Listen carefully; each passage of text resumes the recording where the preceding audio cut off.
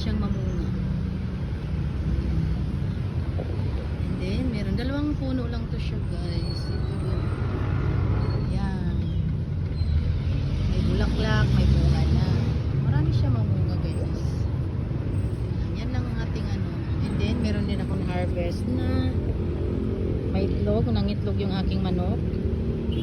Tapos yung ating mulberry. And then meron tayong dalawang ano to guys, dalawang dragon fruit na hinog na. Ayan. Ayan. Ito yung dragon fruit, hindi ko mapakita guys. Ayan. Mga bukas niyan pwede nang kunin yung iba dyan.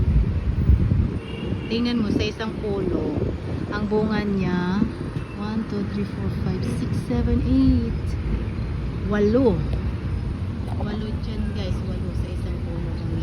Pero yung talagang ano na siya, tanggal na yung bulaklak, apat din yung ano.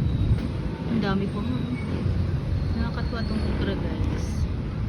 Dito naman ayan, 4, 3 yung wala na sa bulaklak, tanggal na. Tapos meron pang susunod. Ayan, nakakatuwa magtanim guys, lalo na pag nabubukan na, nakaka-harvest na tayo. Ayan yung ating dragon fruit, mulberry. Everyday ang mulberry ko guys. Nangitlog yung isang manok ko.